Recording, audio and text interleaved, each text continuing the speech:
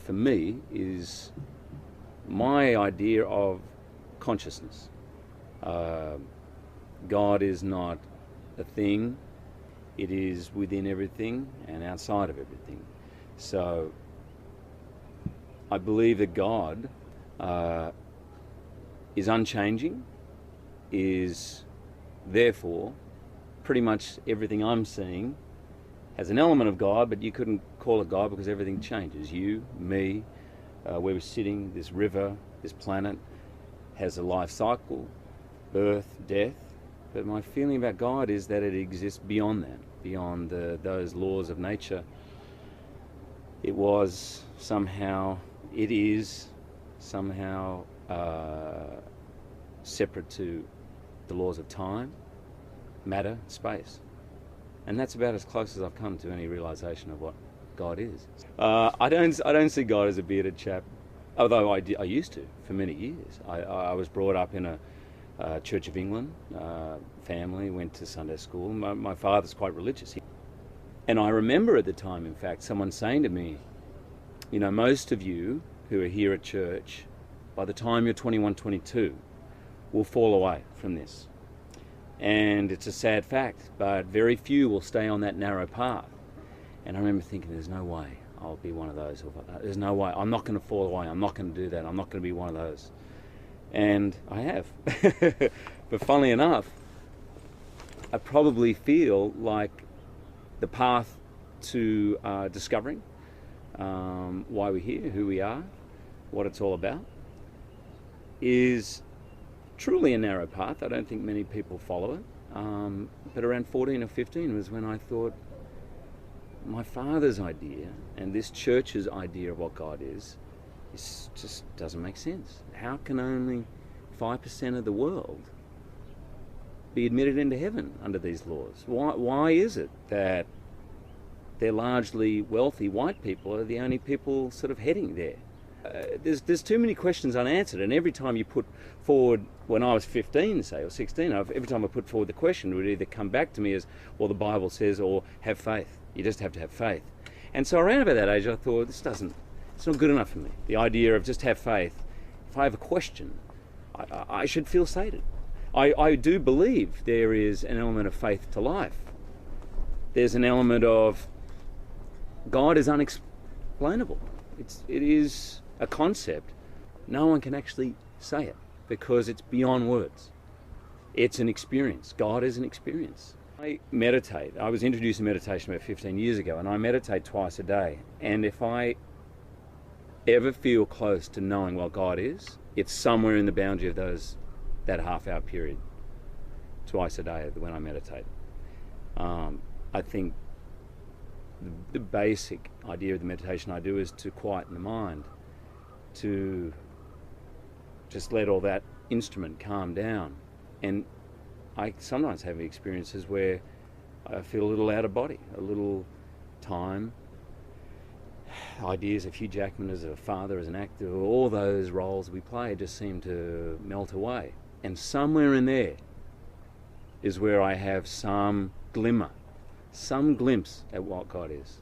And it's a feeling. And it's blissful. And it can go like that, and every minute you try and grab onto it, it's gone. But twice a day for half an hour, I can dip into what I call that gold, that the substance of what is God, and just bathe in it. It's a different experience every time, but I get glimpses of something that energizes me on such a deep level that I'm not sure exactly what I'd do without that form of prayer. It's a way to be in touch with who I really am.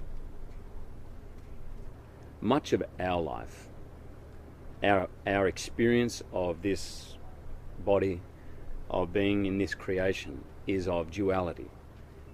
The world exists in this duality, but in fact, God exists beyond that.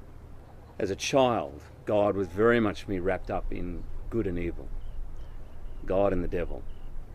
And for many years I thought everything that was good was God and that everything was bad was the devil. And I suppose now my understanding of it is that it's neither and both at the same time. There's something beyond that. The experience of God is restful. It's, I feel, rejuvenating.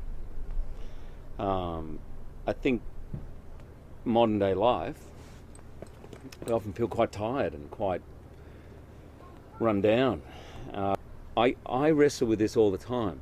Is there a way that you can experience God when everything's crap in your life? Little things. I try and do this every day. I know you probably think I'm weird, but I will, at the end of a shower, always turn on cold as a little reminder that that's not going to affect who I am. The experience of being warm, pleasurable in a hot shower, it's just an idea that that's better. Fear is something that is, I think, the greatest disease of modern times. I mean, stress, people call it stress, but it's just fear. It's just as adults, it seems no one wants to say I'm scared. I'm scared that I'm not going to do well at my job. It's like, oh, I'm so stressed, I've got such a busy day, you know. It may all sound too neat, but I truly believe there is a way to find the Garden of Eden here, in this life, wherever you are. You don't have to go to the top of a mountain to do it. I'm born in Sydney, and I think you can find it in a suburb of Sydney. I think it's totally your interpretation of life, the way you live it. And I think I fully believe that paradise is available. And I say that only because I feel like I've had a few moments of experiencing it. Sometimes in meditation, I've had a few moments on stage, some moments in relationships. What about hell? What is your definition of hell? I do think that you can get so far away from the laws of nature, that the experience of life is hell. It must be. I haven't done it or been close to doing it, but people take their life. I think they must be in hell, for there to be no other option than to end it, for it to be unbearable to that point. Then I believe that hell must exist.